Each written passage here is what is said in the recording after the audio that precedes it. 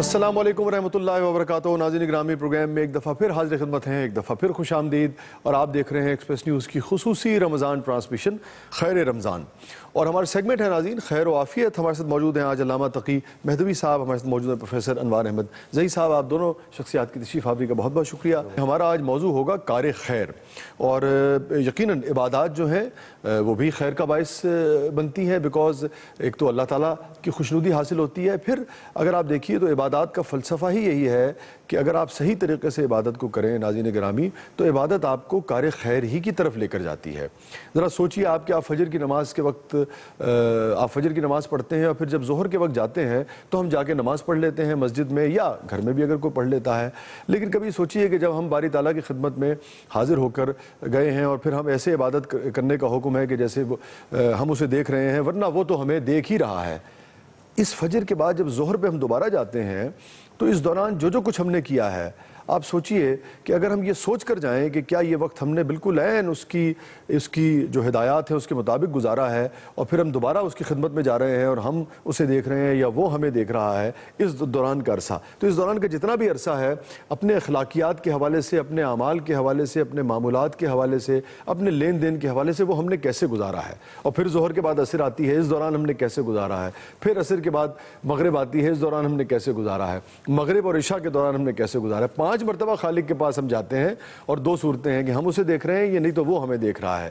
سوال یہ ہے کہ کیا ہم سرخرو ہوتے ہیں یا ایک ندامت جو ہے وہ کہیں ہمیں گھیرے رکھتی ہے کہ ہم کار خیر اس حصے میں ہم نے کیا کہ نہیں کیا۔ اینیویز ناظرین، علامہ صاحب، عبادات یقیناً افضل ہیں، بہت محترم ہے۔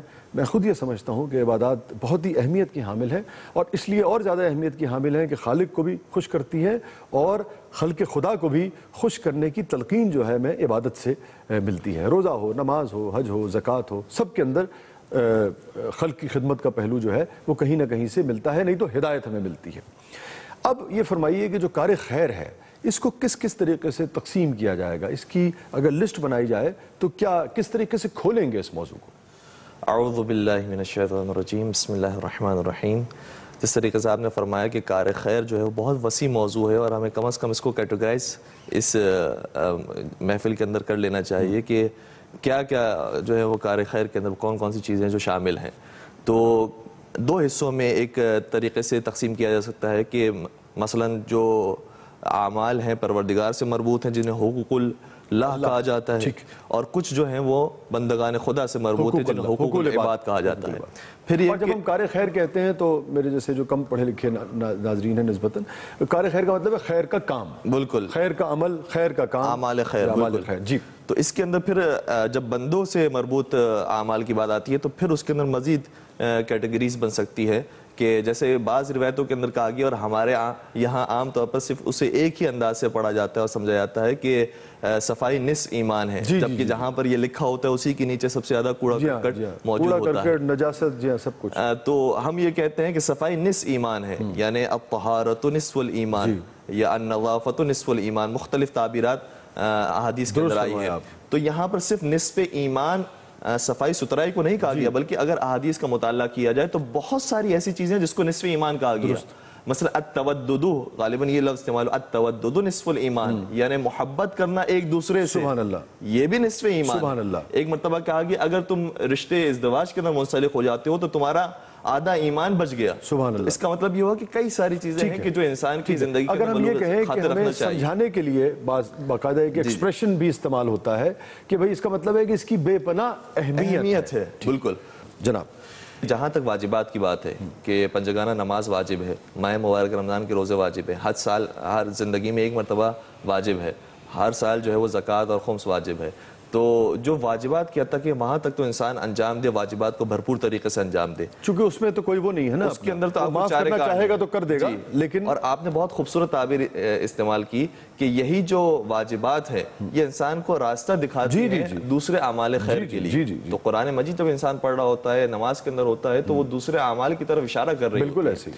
تو اس بارے میں ایک جملہ عرض کرنا چاہوں گا کہ کبھی کبھار ایسا ہوتا ہے کہ انسان بہت سارے کاموں کو نیک سمجھ رہا ہوتا ہے لیکن وہ حقیقت میں ویسے نیک نہیں ہوتے.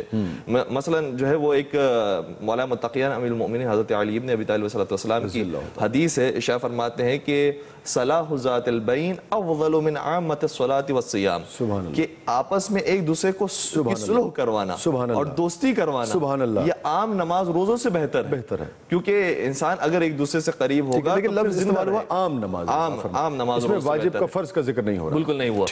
تو ایک مرتبہ امام حسن مجتبیٰ علیہ السلام جو ہے وہ اعتکاف فرما رہے تھے مسجد کے اندر, اور یا تو مسجد الحرام تھی یا مسجد نبوی تھی. یہاں پر سائل ایک آتا ہے اور کہتا ہے کہ مولا میں جو ہے وہ گرفتار ہو گیا ہوں اور قرض لیا تھا, ادا کرنا چاہتا تھا لیکن میرے پاس پیسے نہیں ادا کر سکوں, اگر آپ کے پاس گنجائش ہو تو آپ ادا کر دیجئے. امام شاہ فرماتے ہیں کہ میرے پاس ابھی تو گنجائش نہیں کہ میں تمہاری مدد کر سکوں, لیکن ایک کام کر سکتا ہوں کہ تمہارے اور اس کے درمیان واسطہ بن جاؤں اور میں اس سے سفارش کر دوں کہ اسے ابھی چھوڑ دیجئے. سبحان اللہ. اس کے بعد امام حسن مجتبیٰ اعتکاف کے دوران ہی باہر نکلنے لگتے ہیں, یہاں تک کہ مسجد کو ترک کرنے والے ہوتے ہیں اور اپنی نالین کو سیدھی فرماتے ہیں. تو کسی صحابی نے پیچھے سے آواز دی کہ امام آپ اعتکاف میں ہیں. تو اس وقت امام شاہ فرماتے ہیں کہ کسی مومن کی مدد کرنا 70,000 اعتکاف سے افضل ہے. بسم اللہ الرحمن الرحیم. میں ایک تو یہ عرض کرنا چاہوں گا کہ یہ جو رمضان کا مہینہ ہے اصل میں یہی خیر و برکت کا مہینہ ہے, اور میں اسے ریفریشرز کورس کہتا ہوں. ٹھیک, یہ 11 مہینوں کے لیے ایک مہینے تیار کیا جاتا ہے. یہ اعادہ ہے, آموختہ ہے, اس کو ہم دہراتے ہیں. سبحان اللہ. تو اس لیے یہ ٹریننگ کا معاملہ ہے, تاکہ یہاں جو کہا گیا ہے کہ خیر کی کیا کیا خوبیاں ہیں ان کو ہم باقی 11 مہینے یاد رکھیں. ٹھیک. دوسری بات جس طرح آپ نے ابھی فرمایا, تو ایک تو محکمات ہیں, یعنی 3 ہی صورتیں ہیں, جی ٹھیک, اور ایک متشابہات ہیں اور ایک مقطعات ہیں. تو محکمات میں تو وہی چیز آ جائے گی, اس میں تو کوئی تبدل نہیں ہے. ٹھیک. لیکن متشابہات میں یہ ساری چیزیں آئیں گی. جب یہ آئیں گی تو پھر ایک اور منزل آ رہی ہے, وہ منزل آ رہی ہے بشریت کی. اور بشر میں اللہ رب العزت نے خیر اور شر دونوں اس لیے رکھے ہیں کہ خیر حاوی ہو تو آدمی تو ہے وہ انسان ہو جائے. اب یہاں ایک اور بات آتی ہے کہ کار خیر یا اچھے کام کرنے کو عبادت کہا گیا ہے. متعدد آیات ہیں جن میں اس کا بار بار اشارہ فرمایا گیا ہے. تو یہ کار خیر, اچھے کام جب بھی کسی کے ساتھ کریں, عزیز ہوں, رشتہ دار ہوں, پڑوسی ہوں, والدین ہوں, اقربا ہوں, جن کے ساتھ بھی کریں گے آپ, وہ عبادت کا درجہ ہے. سبحان اللہ. علامہ تقی مہدوی صاحب ہمارے ساتھ تشریف فرما ہے, پروفیسر انوار احمد زئی صاحب ہمارے ساتھ تشریف فرما ہے, اور یقیناً آپ جانتے ہیں ناظرین کہ جس نے اپنے نفس کو پہچانا اس نے اپنے رب کو پہچانا, اور یہ وہ نفس ہی ہے بنیادی طور پر جس کی اگر پہچان ہو جائے تو سبحان اللہ. اور رب کو آپ اس لیے پہچان لیتے ہیں کہ نفس جو ہے یہی آپ کو پھر کار خیر کی طرف بھی لے کر جاتا ہے, اور جو کار شر کی طرف لے کر جا رہا ہے یا کار شر کر رہا ہے یا برا کام کر رہا ہے, اس کا مطلب ہے کہ نہ اس نے اپنے نفس کو پہچانا اور نہ اس نے اپنے رب کو پہچانا. کہیں نہیں جائیے گا ناظرین گرامی, چھوٹے سے وقفے کے بعد واپس آتے ہیں. آپ دیکھ رہے ہیں ایکسپریس نیوز کی خصوصی رمضان ٹرانسمیشن خیر رمضان. بہت ہی اہم موضوع ہے ناظرین گرامی کہ خیر کے کام, اچھے عمل, اچھے اعمال, ان کے نتائج, ان کی اہمیت, ان کی فضیلت کیا ہے, کیسے اپنایا جائے, کیسے لاگو کیا جائے. کہیں نہیں جائیے گا. السلام علیکم ورحمۃ اللہ وبرکاتہ.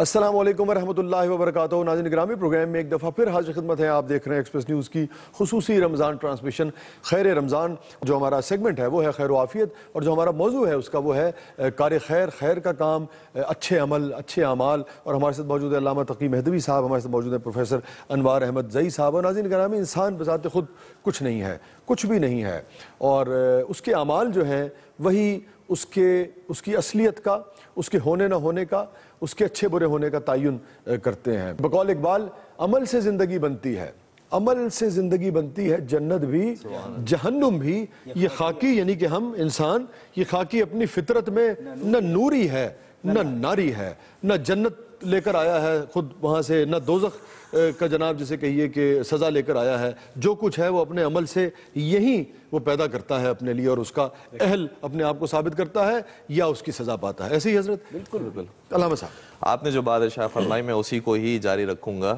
کہ علامہ اقبال نے جو یہ شعر ارشاد فرمایا ہے وہ قرآن مجید سے اقتباس شدہ ہے. سورہ دہر کی آیت ہے کہ انا ہدیناہ السبیل اما شاکرا و اما کفورا، کہ ہم نے تمہیں ہدایت کا راستہ تو بتا دیا، اب تمہاری مرضی ہے کہ شکران نعمت کرو یا کفران نعمت. سبحان اللہ. اور پھر قرآن مجید کی ایک اور آیت کریمہ ہے جس کی طرف تھوڑا سا ہمیں تفکر کرنے کی ضرورت ہے. ارشاد رب العزت ہو رہا ہے کہ وما خلقت الجن والانس الا لیعبدون، ہم نے جنوں اور انسانوں کو پیدا نہیں کیا سوائے عبادت کرنے کے لیے. تو اس کا مطلب یہ ہوا، میر درد کا شعر سن لیجیے. بسم اللہ. درد دل کے واسطے پیدا کیا انسان کو، ورنہ طاعت کے لیے کچھ کم نہ تھے کرو بیاں. یہ میں اس لیے کہا کہ جو لوگ نہیں جانتے وہ جان لیں کہ کہاں سے خیر لیتے تھے یہ لوگ اپنے خیالات. جی. تو خلقت کا مقصد بیان ہوا ہے عبادت کرنا، تو کیسے ممکن ہے کہ جو مقصد بیان ہوا ہو وہ صرف آدھے گھنٹے کا جو ہے وہ انسان انجام دے اور اس کے بعد چھوڑ دے تو بس وہ جو ہے وہ مقصد ہی ختم ہو جائے؟ پھر تو پوری زندگی کے اندر انسان کو عبادت کو لے کر آنا ہے. یعنی میرا بیٹھنا عبادت ہو، میرا کھڑا ہونا عبادت ہو، میرا سونا عبادت ہو، میرا جاگنا عبادت ہو، میرا بات کرنا عبادت ہو، میری خاموشی عبادت ہو، میرا ہاتھ بڑھانا عبادت ہو، میرا ہاتھ سمیٹنا عبادت ہو. ہر چیز کے اندر انسان کو عبادت کا پہلو مد نظر. اور آپ دیکھیے کہ جب آپ اپنا خالص جو خالق کی عبادت ہے اس کے بعد جب آپ جیسے کہیے عملی زندگی میں ہوتے ہیں تو کسب حلال سے لے کے اپنی ازواج کے ساتھ، زوجہ کے ساتھ بہترین سلوک کرنا، اولاد کے ساتھ سلوک کرنا، پڑوسی کے ساتھ سلوک کرنا، مال میں بددیانتی نہیں کرنا، مال کے ہر چیز. اب آپ جیسے آپ نے فرمایا کہ ہر چیز جو ہے وہ عبادت ہوتی چلی جا رہی ہے اگر آپ ٹھیک طریقے سے. سبحان اللہ سبحان اللہ. کبھی کبھار ایسا ہوتا ہے کہ استاد شاگرد کے سوال سے پہچان جاتا ہے کہ شاگرد کس لیول کا ہے، سبحان اللہ، کس مرحلے کا ہے. ایک مدینۃ العلم ہے جی اور ایک باب العلم ہے. تو جب سوال ایک کیا ہے کہ بہترین عمل کون سا ہے، بتا دیتا ہے کہ شاگرد عمل کے لیے سب سے زیادہ مشتاق ہے. تو پھر پیغمبر اکرم کا جواب آتا ہے یا ابا الحسن افضل الاعمال فی هذا الشهر الورع عن محارم اللہ. سبحان اللہ. اس مہینے کا اول ترین عمل یہ ہے کہ انسان شر کے کاموں سے دور ہو جائے. سبحان اللہ. تو سب کچھ اس کے اندر آ گیا. بالکل شر کے کاموں سے دور ہو جائے، محرمات سے، گناہوں سے دور ہو جائے، یہی اس کا بہترین عمل ہے. سبحان اللہ. حضرت یہی بات جو آپ نے فرمائی اس کو تھوڑا سا میں آگے لے جانے کی کوشش کرتا ہوں. وہ یہ کہ دیکھیے دار العمل ہے یہ. جی جی جی جی جی. صرف اتنی سی بات اگر سمجھ لے انسان کہ یہ آخرت نہیں ہے، یہ دار العمل ہے اور اس کا حساب اور احتساب ہو رہا ہے. دنیاوی حساب اور احتساب سے تو ہم کانپتے ہیں، لیکن اگر یہ محسوس کر لیں کہ دار العمل ہی کا پورا معاملہ جو ہے وہ دیکھا سمجھا جا رہا ہے، جس کو دار الجزا میں آپ کو فیصلے کی طرف آنا ہوگا. سبحان اللہ. تو اچھا آپ نے بڑے اس سے کہا نا، دیکھیں آپ عالم ہیں، دانشور ہیں، آپ نے کس قدر معصومیت اور دیانتداری سے کہا، اور آپ اس کی عملی تصویر بھی ہیں کہ ہم کانپتے ہیں دنیاوی سزا و جزا سے. وہ حضور ہم اور آپ کانپتے ہیں، عام آدمی کانپتا ہے. یہ جو ہماری اشرافیہ ہے، جو ہمارے سیاستدان ہیں حضرت، وہ نہیں کانپتے. بے شک بلا شبہ. جی ہاں. اس لیے کہ وہ اس منصب تک پہنچے ہی بغیر کانپے. جی بغیر، جی اگر کانپتے ہوتے تو طاقت نہ کانپنے بالکل اسی سے ملی ہے. جی ہاں. میں یہ عرض کر رہا تھا کہ اس اعتبار سے کانپتے ہوتے تو اتنے کر و فر سے نہ جی رہے ہوتے. اور یہ اب بھی یعنی یہاں کے لوگوں کو چھوڑ دیں، اگر وہ یہ محسوس کر رہے ہیں اور انہیں کرنا چاہیے، اس لیے کہ وہ اکیلے اپنے عمل کا حساب دینے والے نہیں ہیں، بلکہ انہیں تو رعایا کا حساب بھی دینا پڑے گا. بالکل. حضرت عمر فاروق رضی اللہ تعالی عنہ کیا فرما رہے ہیں کہ اگر فرات کے ایک کنارے پر کتا بھی ایسے ہی بھوکا مر گیا تو میں اس کا. اور ایک اور جگہ آیا کہ اگر مصر کے کیچڑ زدہ رستوں پر کوئی خچر بھی پھسل جاتا ہے اس کی ذمہ داری بھی عمر پر ہے. ناظرین کرام یہیں سے حضرت دوبارہ آتے. بڑا اہم نکتہ ہے.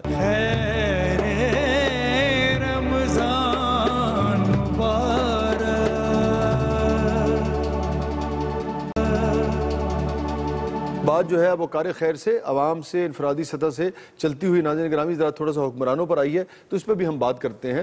اس لیے کہ عوام کا جو رویہ ہے، عوام کے جو خیالات ہیں، میں ایگزیکٹ وہ مقولہ کوٹ نہیں کر رہا ہوں، وہ وہی ہوا کرتے ہیں جو یہ بات بھی ہے. جی اچھی ضرورت، ٹھیک ہے. تو آپ اسی کو کوٹ کر دیجئے، پھر اس پہ ہم بات کریں گے. نہیں، میں صرف اتنا عرض کر رہا تھا کہ سورہ حجرات میں یہ بات واضح طور پر ہے کہ حاکم کا کیا کام ہے اور رعایا کا حساب بھی اسے کس طرح. اسی کے ذمہ. دیکھیے جو فرد ہے نا عمومی، وہ اگر کار خیر انجام دیتا ہے تو عبادت کی منزل پر پہنچتا ہے اور اپنے لیے کوئی چیز لیتا ہے. لیکن اگر حکمراں کار خیر انجام نہیں دیتے جو انہیں دینا چاہیے تو وہ ظلم کا شکار ہوتے ہیں. بالکل ایسے ہی. وہ پھر عدل کی منزل سے ہٹ جاتے ہیں. ایسے ہی. تو اس اعتبار سے ایک تو یہ چیز. دوسری بات یہ کہ سب سے بڑا حاکم کائنات ختمی مرتبہ جناب احمد مجتبیٰ محمد مصطفیٰ صلی اللہ تعالیٰ علیہ وآلہ وسلم، انہوں نے ایک نظام دیا اور اپنے وقت میں کار خیر سے ابتدا کی، اپنے سارے کام کی کہ جب کی بعثت بھی نہیں ہوئی تھی. یہ کار خیر جو ہے اس نے انہیں امین و صادق کہلوایا اور ممیز و ممتاز لوگوں نے تسلیم کیا، اور ابھی اللہ نے نہیں بتایا تھا. تو اس اعتبار سے ہمیں یہ دیکھنا ہے کہ وہ جو حاکم ہونے جا رہے ہیں وہ حاکم ہونے سے پہلے اپنا انداز یہ اختیار کر رہے ہیں کہ کار خیر جو ہے وہ ان کا وتیرہ، رویہ، پہچان، شناخت بن رہے. اس کے بعد پھر جب آپ حاکم ہو جاتے ہیں اس کے بعد کیا عالم ہوتا ہے؟ خود جا کے اس ضعیفہ کے یہاں چیز پہنچا رہے ہیں کہ جس کے بارے میں انہیں معلوم ہے کہ آج اس کی طبیعت ٹھیک نہیں ہے. کار خیر کی جو بات ہو رہی ہے، میں چاہوں گا کہ میں چونکہ مجھے صرف اس وقت حافظے سے یہ نکل رہا ہے کہ امام حسن علیہ السلام تھے یا امام حسین علیہ السلام تھے، جس میں مسکین نے صدا لگائی اور آپ نے جا کر ان کو دے دیا کچھ، اور اس کے بعد آپ کی آنکھوں میں آنسو آ گئے. بالکل. ذرا بیان فرما دیجئے. میں گزارش کیا خوبصورت واقعہ. جی گزارش یہ ہے کہ جو ایک تو یعنی کہ کار خیر اور انسانی جو جسے دیکھیے کہ جو انسان کی جس کو ہم لفظ استعمال کرتے ہیں عزت نفس، اس کا کس درجے پر احترام ہے، کس درجے پر احترام ہے، وہ ضرور بیان فرمائیے. امام عالی مقام جب مدینے کے اندر تشریف فرما ہوتے ہیں تو ایک پردیسی آتا ہے اور معلوم کرتا ہے کہ مدینے میں سب سے بڑا کریم کون ہے. ناظرین گرامی غور سے سنیے گا یہ واقعہ. جی. بتایا جاتا ہے کہ امام عالی مقام حضرت امام حسین علیہ السلام حیات ہیں اور وہ سب سے بڑے کریم ہیں مدینے کے. آتا ہے مولا حسین علیہ السلام کے پاس گھر پر، لیکن گھر پہ مولا تشریف فرما نہیں ہوتے، مسجد کے اندر عبادت کر رہے ہوتے ہیں. جب وہ مسجد کے اندر داخل ہوتا ہے دیکھتا ہے کہ امام عبادت فرما رہے ہیں تو انتظار کرتا ہے اور کچھ اشعار گنگناتا ہے. اس کے بعد جب امام فارغ ہوتے ہیں نماز سے تو سلام اور دعا ہونے کے بعد اپنے خادم کو حکم دیتے ہیں کہ اس کے لیے جو اس کا مال تھا وہ آمادہ کر لو، اور آمادہ کرنے کے بعد پھر اس سائل سے کہتے ہیں کہ تم میرے ساتھ میرے گھر پر چلو. اور جب گھر پہ جاتا ہے یہ تو مولا اس طریقے سے دیتے ہیں کہ جو بوری ہوتی ہے اور اس کے اندر جو سکے جمع ہوتے ہیں وہ اپنے ہاتھ سے باہر نکالتے ہیں، لیکن اپنا چہرہ نہیں دکھاتے. یہ نہیں بتاتے کہ کون دینے والا ہے، پتہ نہیں چلتا کہ کون سا ہاتھ ہے جو دینے والا ہے. چنانچہ وہ سائل جب لے رہا ہوتا ہے تو پھر کچھ فضائل کے اندر اشعار پڑھتا ہے اور اشعار پڑھتے پڑھتے رونے لگتا ہے. اور پھر جب رونے لگتا ہے تو امام عالی مقام یہ فرماتے ہیں کہ کیا ہماری عطا میں کمی آ گئی، کیا ہماری عطا کم لگ رہی ہے تجھے جس کی وجہ سے تو رو رہا ہے؟ کہا کہ میں اس لیے نہیں رو رہا بلکہ اس لیے رو رہا ہوں کہ یہ کریم ہاتھ کیسے زمین میں دفن ہوں گے، میں یہ سوچ کے رو رہا ہوں. اور امام امیر المومنین حضرت علی علیہ السلام کا یہ جملہ ہے کہ جب تم کسی سائل کو دو تو یا تو اسے کہو کہ وہ اپنی حاجت زمین پر لکھ لے، یا پھر اگر وہ مانگنے کے لیے آئے تو رات کی تاریکی میں آئے، کیونکہ اگر وہ زمین پر لکھے گا اور رات کی تاریکی ہوگی تو مانگنے والے کا جو چہرہ ہے وہ نظر نہیں آئے گا، کیونکہ رات کی تاریکی ہے، صرف جو سائل ہے کا سوال ہے وہ لکھا ہوا نظر آئے گا. تو یا تو سائل کے چہرے کی حفاظت ہو جائے گی، اس طریقے سے اس کی عزت محفوظ رہے گی، یا اگر وہ بیان کر رہا ہے زبان سے تو چہرہ تو نظر آ رہا ہے لیکن وہ کیا بیان کر رہا ہے یہ معلوم نہیں ہوگا. چنانچہ دونوں صورتوں میں اس کی عزت نفس محفوظ رہے گی. سبحان اللہ. کہیں نہیں جائے گا. چھوٹے سے وقفے کے بعد واپس آتے ہیں. آپ دیکھ رہے ہیں خیر رمضان ایکسپریس نیوز کی خصوصی رمضان ٹرانسمیشن. السلام علیکم ورحمۃ اللہ وبرکاتہ.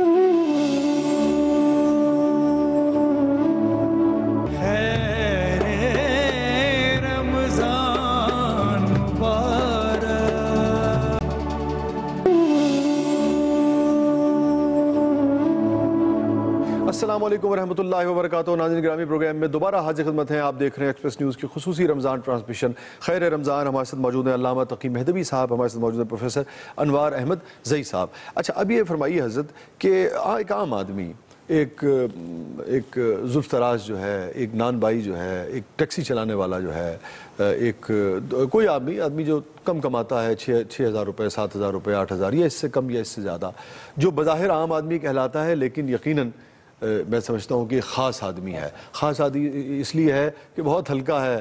جو کچھ ہم نے پڑھا ہے دین کے بارے میں وہ بتاتا ہے کہ بہت آسانی سے بکٹر دوڑتا چلا جائے گا اس پل صراط پہ، اس لیے کہ زیادہ بوجھ ہی نہیں ہے اس کے پاس، نہ منصب کا نہ دولت کا. اچھا گزارش یہ ہے کہ لیکن وہ بھی کیسے، کن اعمال کو اس کی جو بھی اس کا حلقہ ہے اس میں کون کس طرح سے یہ سمجھ پائے کہ بھئی یہ کار خیر ہے اور میں اس طرف بڑھتا رہوں.